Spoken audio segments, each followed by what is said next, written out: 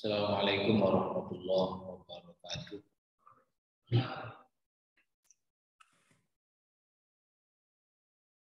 Alhamdulillah nahmaduhu wa nasta'inuhu wa nastaghfiruh wa na'udzu billahi min syururi anfusina wa sayyiati a'malina may yahdihillahu fala mudilla lahu wa may yudlil fala hadiya lahu.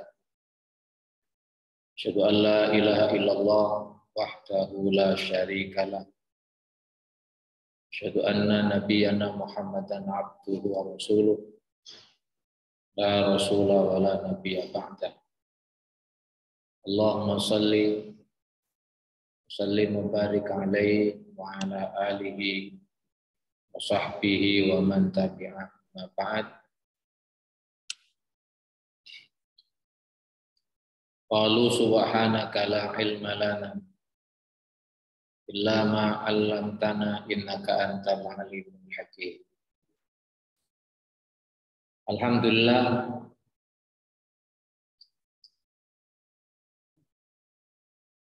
pada hari Rabu atau kalau Hijriah berarti sekarang sudah masuk hari Kamis. Karena pergantian hari itu adalah Maghrib.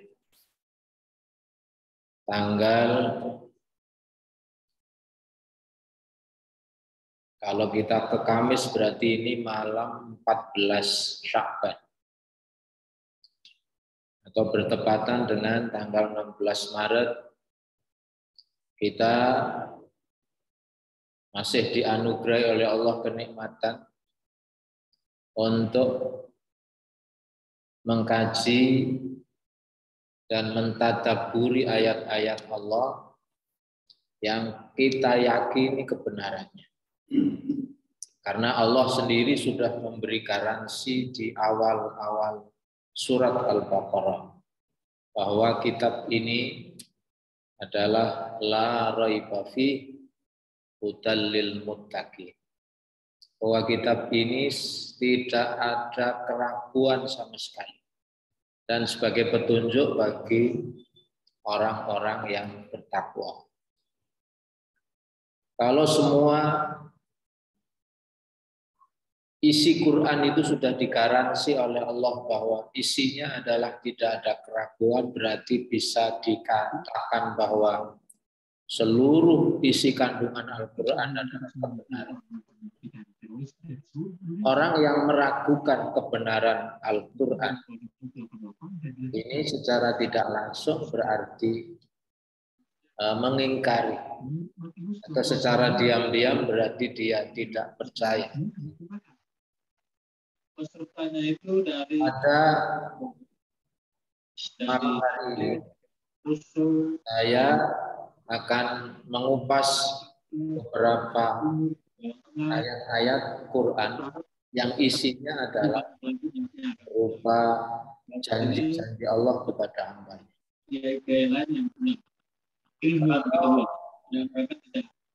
Hanya melihat satu.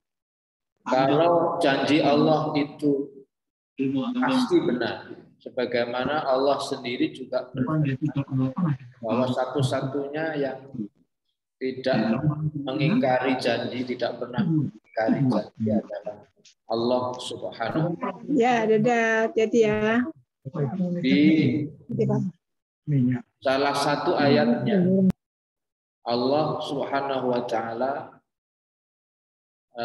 berfirman yang terkait dengan bahwa Allah itu tidak pernah mengingkari janjinya.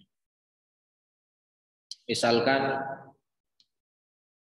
di surat Ali Imran ayat 9 misalkan. A'udzu billahi minasyaitonir rajim. Rabbana innaka jami'un nasi liyaumin la raiba fi. Innallaha la yukhliful mi'ad. Rabbana wahai Tuhan kami, innaka jami'un nas, bahwa sesungguhnya Engkau pasti akan mengumpulkan seluruh umat manusia ini liyaumin la raiba fi, yaitu pada hari di hari itu tidak ada keraguan di dalamnya. Lalu ditutup di ayat itu innallaha la yukhliful mi'ad, bahwa sesungguhnya Allah itu tidak pernah mengingkari janjinya. Bahkan ketika Rasulullah didatangi secara rombongan oleh sekelompok orang-orang yang kafir menuntut atau menagih janji dan ancaman kepada Rasulullah. Jadi mereka seakan-akan bilang, wahai Rasul, kalau memang janji dan ancaman Tuhanmu Allah itu benar, maka hari ini pula atau besok tolong turunkan azab. Sebab kami kan tidak percaya.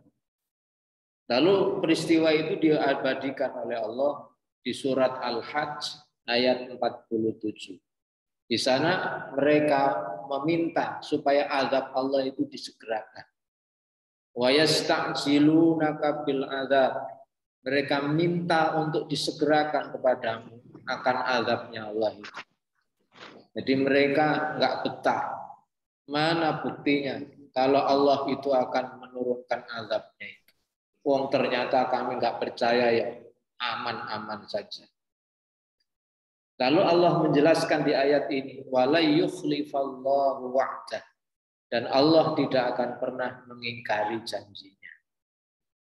Wa inna yauman inda rabbika, bahwa sesungguhnya sehari di sisi Tuhanmu, ka'alfi sanatin mimma ta'uddun, seperti 1000 tahun menurut hitungan kalian. Artinya begini, kalau seandainya Allah bilang bahwa oke, janji saya akan saya tepati, tapi tunggu 1 hari misalnya. Maka kalau menurut ayat ini tidak menutup kemungkinan Allah bilang 1 hari sama dengan 1000 tahun. Ka'alfi sanatin mimma ta'udun. Atau tunggu sebentar saja, tapi sebentarnya Allah itu berbeda dengan sebentar ukuran manusia.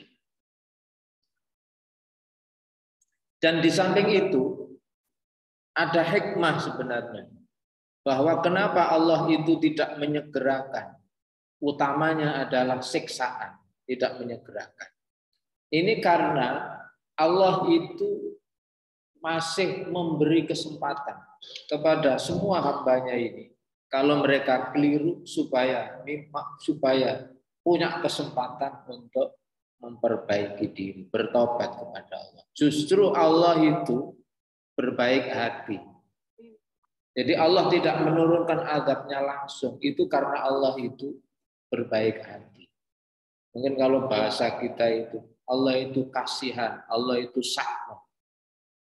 Sebab kalau setiap kekeliruan langsung dihukum, mereka nanti di akhirat bisa protes.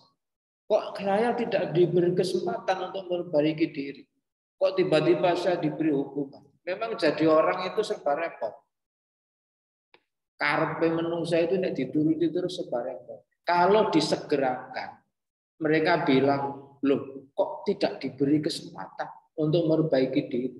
Ketika diberi kesempatan begitu panjangnya, mereka menuduh bahwa Allah itu tidak menepati janji. Padahal Allah tidak langsung menurunkan janji dan ancamannya itu karena Allah masih bermaksud baik agar semua orang punya kesempatan untuk memperbaiki diri. Sebab bagi Allah hitungan manusia itu dihitung di akhir hidupnya, enggak peduli dulunya seperti apa. Kalau akhir hidupnya baik, maka mereka akan digolongkan orang yang selamat. Yang namanya juara itu penentuannya adalah di akhir. Maka tidak menutup kemungkinan di babak-babak awal, di babak-babak tertentu itu masih kalah tapi tidak menutup kemungkinan justru di babak-babak akhir bisa memperoleh kemenangan. Dan ini berlaku di dunia pertandingan apapun, termasuk sepak bola, termasuk tenis, termasuk bulu tangkis dan macam-macam. Orang bisa saja di awal-awal kalah skornya, tapi tiba-tiba di menit-menit akhir, di di babak-babak akhir justru bisa memenangkan. Nah, disitulah maha pemurahnya Allah dan maha bijaksananya. Maka kali ini saya akan, kalau bicara janji, ini berarti yang baik-baik. Jadi Quran itu ada istilah wa'dun dan wa'id. Ada wa'dullah, ada wa'idullah. Kalau janji itu berarti untuk hal-hal yang baik-baik. Tapi kalau yang tidak baik, itu istilahnya adalah wa'id, ancaman. Ini pada kali ini yang saya ungkapkan adalah janji. Berarti ini ya bicara hal yang baik-baik.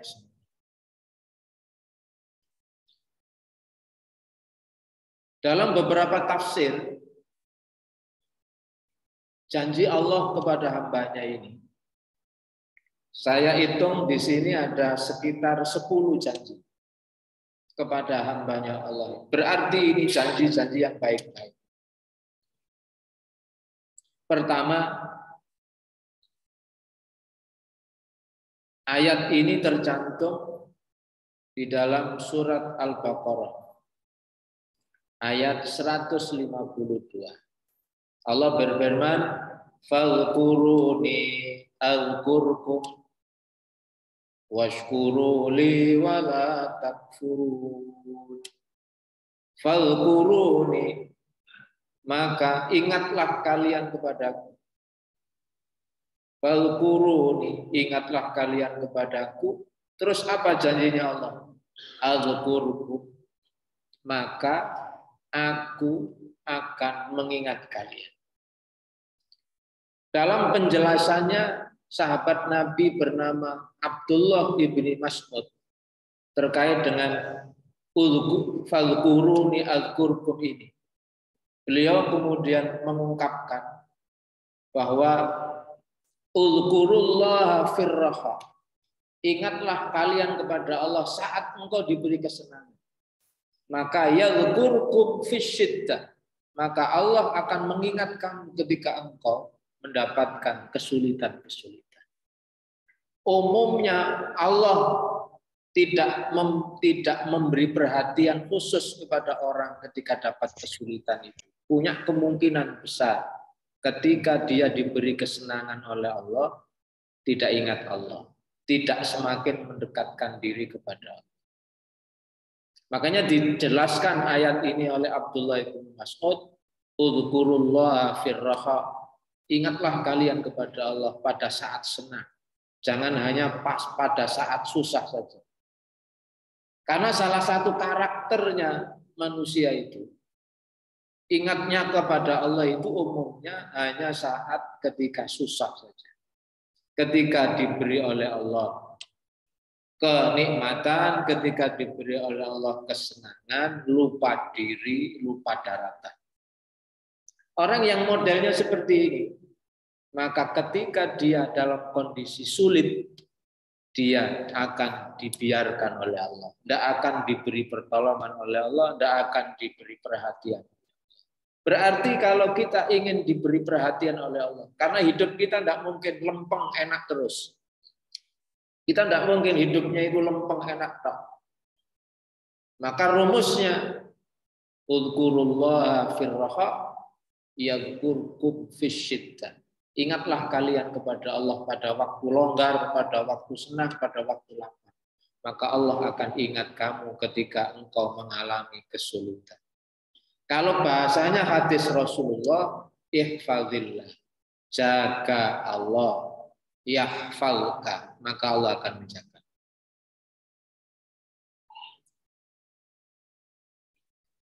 Kita ingat hamba-hamba Allah dalam kondisi sulit di mana dia sudah tidak mungkin bisa selamat secara matematis. Ternyata Allah hadir dan Allah selamatkan. Contoh misalkan, ketika ibunya Nabi Musa melahirkan Musa yang waktu itu ia melahirkan bayi laki-laki di saat ada undang-undang, ada peraturan raja bahwa bayi laki-laki yang lahir tahun itu harus disembelih, harus dibunuh. Kalau Nabi Harun tidak mengalami begitu. Karena Nabi Harun itu lahir di tahun di mana peraturan itu tidak berlaku. Karena aturan itu berlaku tidak sepanjang tahun. Sebagian mufassir menjelaskan hanya di tahun-tahun ganjil saja. Orang bayi yang lahir di tahun ganjil mati, yang laki-laki. Kalau yang lahir di tahun genap aman. Nah, Nabi Harun tidak mengalami itu karena lahirnya tahun genap. Berarti kalau seandainya Fir'aun saat ini masih hidup, bayi yang lahir tahun 2022 itu aman. Karena tahunnya tahun genap. Tapi kalau menurut prediksi dokter bahwa tahun lahirnya adalah bulan Januari 2023, alamat harus disembelih oleh Fir'aun. Lah Nabi Musa itu lahir di tahun di mana aturan itu berlaku. Ibunya ini hamba Allah yang sangat taat kepada Allah. Dan beliau menjaga aturan Allah dengan benar-benar menjaga. Akhirnya kalau orang sekarang kalau syariatnya Nabi Muhammad, ibunya lalu istighfar. Minta petunjuk kepada Allah. Apa yang harus saya lakukan ya Allah? Anak saya lahir ternyata laki-laki. Dan lahirnya persis yaitu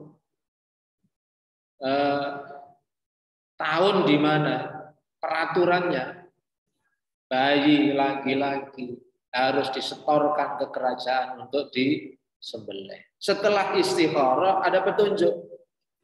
Petunjuk itu memberi dua pilihan.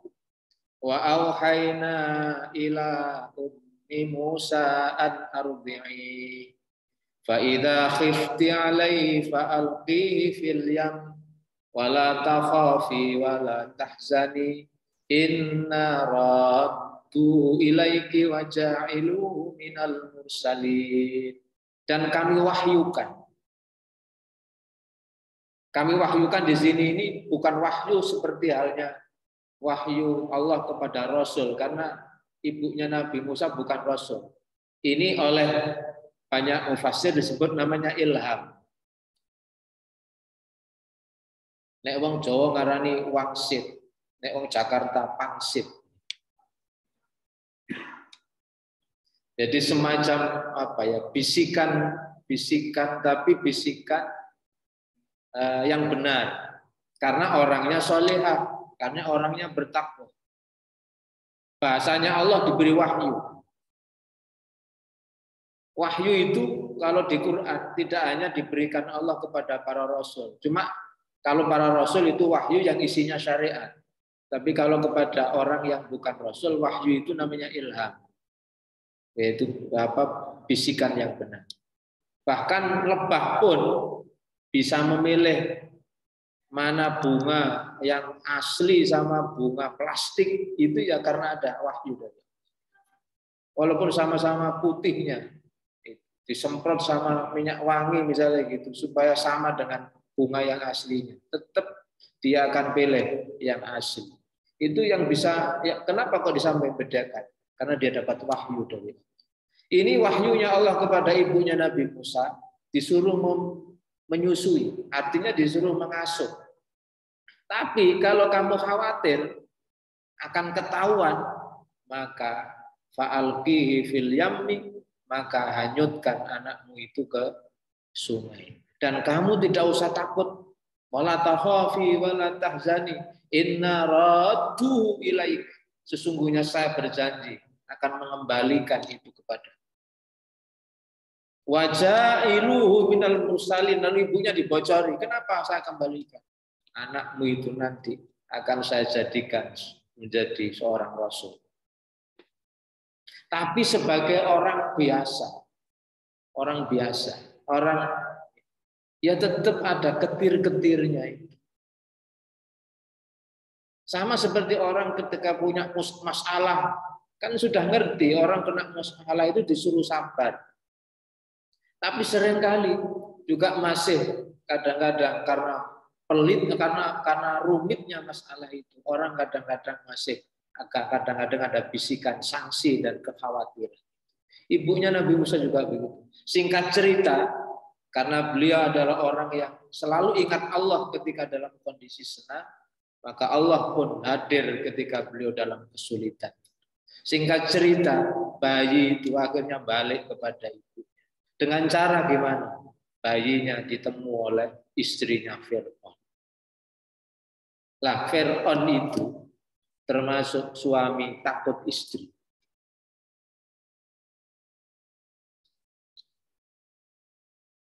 Suami takwa namanya, yaitu takut istri tua.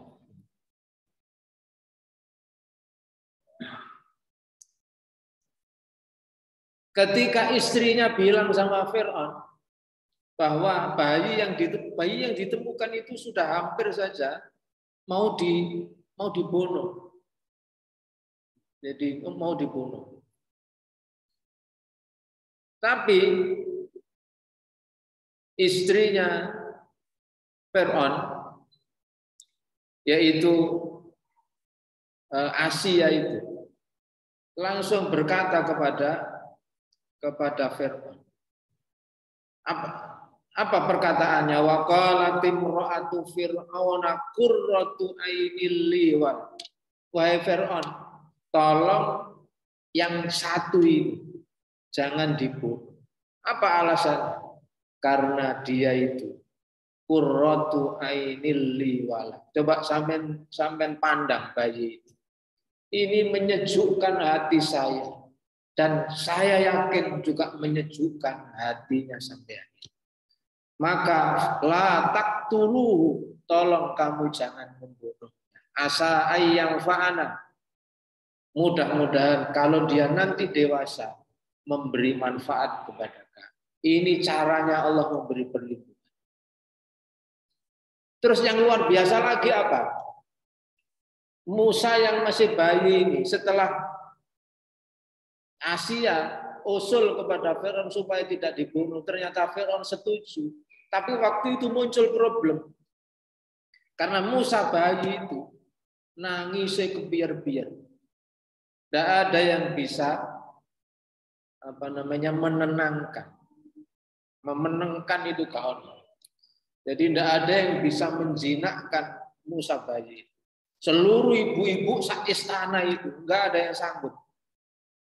Mau digendong Asia, digendong Fir'aun tambah cerik-cerik.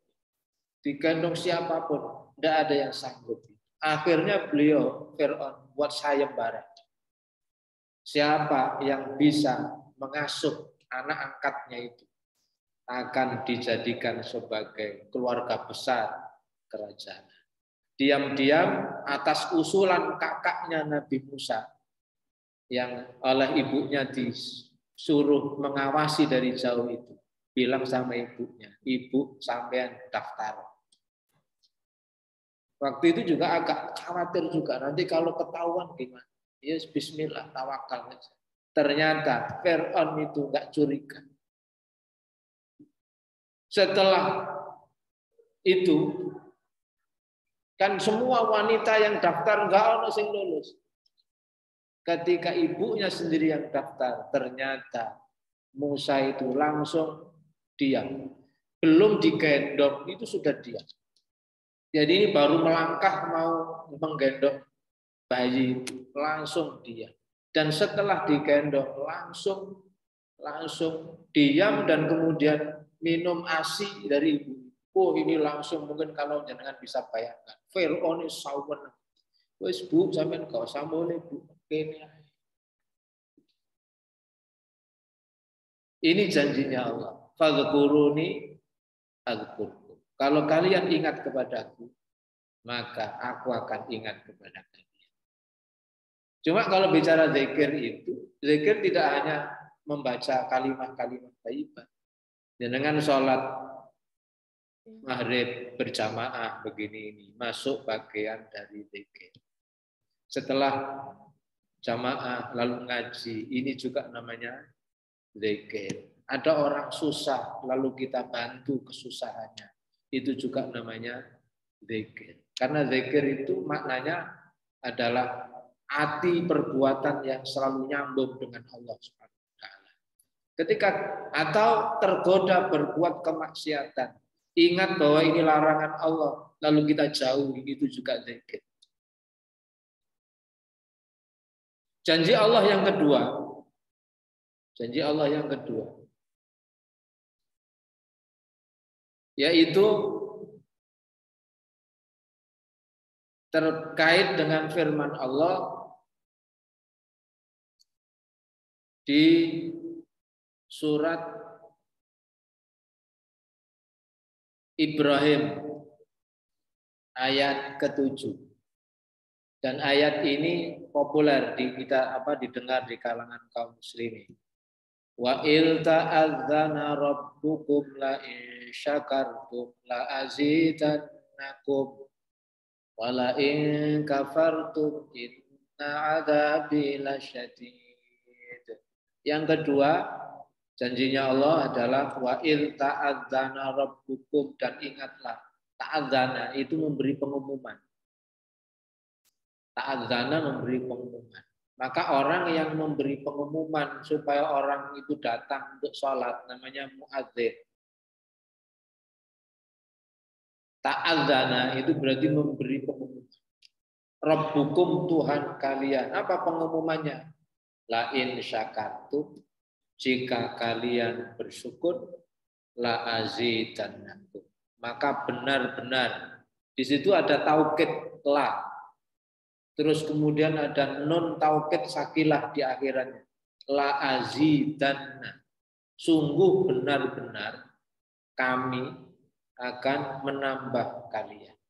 Jika kalian bersyukur, benar-benar kami akan menambah kepada kalian. Wala in kafartum inna azabi lasyadid. Dan jika kalian kufur, maka sesungguhnya azabku sangat pedih. Ini redaksi dari ayat ini luar biasa. Ketika Allah mengumumkan jika kamu bersyukur, tak tambahi. Tapi jika kamu kufur, Allah tidak bilang bahwa kamu tak azab, bukan begitu. Tapi sesungguhnya azabku sangat pedih. Bersyukur itu standarnya ada 3. Bersyukur itu standarnya ada 3. 1, ta'zimun nikmah walau qalilan. Orang disebut bersyukur kalau dia menghargai nikmat-nikmat Allah. Walaupun mungkin di dalam pandangannya nikmat ini tidak besar. Menghargai nikmat Allah. Selalu bisa menghargai nikmat Allah. Dan untuk bisa menghargai nikmat Allah itu biasanya bisa dengan cara membandingkan dengan orang yang lebih susah. Untuk bisa bersyukur itu sederhana. Resep dari Rasulullah. Unduru man huwa asfala minkum. Lihat orang yang secara duniawi itu kedudukannya di bawah kamu. Kalau ada orang hujan, rumah saya bocor Pak Ustaz, misalnya, itu kudu bersyukur. Apa bersyukurnya? Sampeyan duwe omah. Kalau ada orang mengeluh, rumah saya bocor, itu berarti orangnya punya rumah.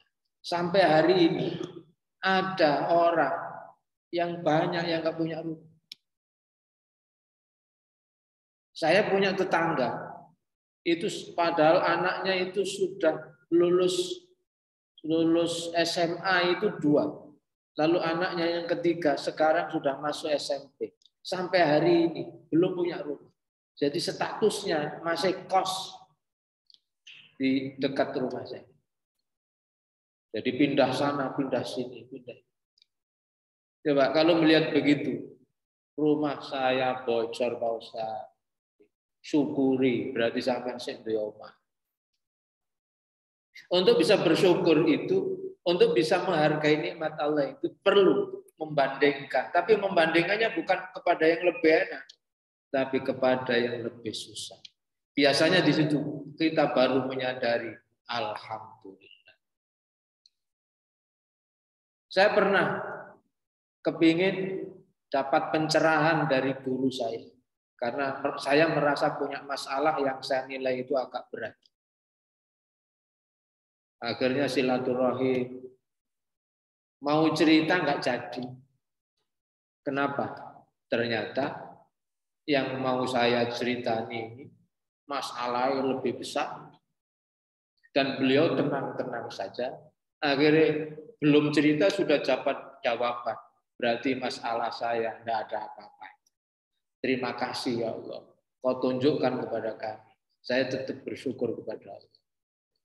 Untuk bisa bersyukur itu sederhana. Hargai. Dan untuk bisa menghargai itu, melihat yang lebih susah. Yang kedua, standarnya bersyukur itu. Yahmadullah ala kulli hal. Biasakan lesan ini dalam kondisi apapun. Itu memuji Allah Subhanahu wa ta'ala. Jangan biasakan ngersuloh. Jangan biasakan mengeluh, apalagi itu mengeluh di hadapan manusia. Kalau memang harus mengeluh, tirulah Nabi Yakub. Innama ashku basti wa huzni ilallah. Saya hanya akan keluh kesahkan kesedihanku kepada Allah Subhanahu wa ta'ala. Karena kalau mengeluh kepada orang itu, orang yang kita curhati itu aslinya punya masalah juga. Ada orang tiba-tiba nelpon, Pak Ustaz, ibu saya Pak Ustaz meninggal dunia Pak Ustaz. Wong lali, aku wis sampai gak duwe ibu. Sing dicurhati wis gak duwe ibu, kandhe bapak, kandhe maratuwa ya. Orang kadang-kadang hanya melihat dirinya sendiri. Makanya kalau curhat ke orang itu biasanya orang yang dicurhati itu ya punya masalah. Saya yakin yang duduk di sini ini, halo, yang duduk di sini ini, kira-kira orang yang bebas masalah apa orang yang punya masalah? Delok wajahnya itu yang punya masalah kabeh. Nah itulah sebabnya untuk bisa bersyukur yang janjinya Allah akan ditambah itu biasakan yahmadullah ala kulli hal. Selalu puji Allah dalam segala keadaan. Alhamdulillah, alhamdulillah. Selalu lihat sisi hikmahnya. Melihat sesuatu jangan dilihat dari sisi yang nampak saja. Kita kan diajari setiap malam Jumat itu suruh baca surat Al-Kahfi. Dan Al-Kahfi itu ngajari kita itu sering cara pandang kita itu seperti Nabi Musa. Jadinya melihat sesuatu itu mesti keliru. Kita jarang melihat sesuatu dari sisi hikmah. Harusnya kita belajar memandang sesuatu itu seperti Nabi Khidir. Melihat sesuatu itu dari sisi hikmah. Perahu bocor itu musibah. Tapi musibah itu cara Allah menyelamatkan dari musibah yang lebih besar. Sebab kalau tidak dibocorkan, perahu itu dirampas sama perampok. Berarti dikasih musibah kecil, maka cara pandang kita, oh ini bisa jadi cara Allah menyelamatkan saya dari musibah yang kecil, dari musibah yang jauh lebih besar. Sehingga yang terucap apa? Tetap pujiannya kepada Allah, berbaik sangka kepada Allah. Lalu tanda bersyukur yang ketiga, standar bersyukur yang ketiga adalah al-amalu fi ta'atillah. Perbuatannya tambah taat kepada. Kalau itu dilakukan, janjinya Allah, la azidannakum. Benar-benar aku akan tambahi nikmat itu kepada kalian. Ini kurang 8 poin kapan-kapan. Wong ono 10, ini kan masih 2, ada 8 poin. Kurang 8 poin. Ini ada 10. Karena sudah Isya, maka mari kita akhiri dengan kafaratul majlis. Saya doakan mudah-mudahan di bulan Sya'ban ini Allah memberi kita semua keberkahan segala urusan kita. Umur kita berkah, rezeki kita berkah, anak keturunan kita berkah. Dan kita masih juga diberi kesempatan oleh Allah untuk bisa berjumpa lagi, menikmati ibadah di bulan suci Ramadan. Sebab saya lihat yang tahun kemarin masih bisa ketemu, ternyata hari ini sudah banyak yang tidak bisa kita temui di masjid ini. Bukan karena nggak mau datang ke masjid, tapi karena sudah berada di alam barzah. Dan kita semua ini calon semua.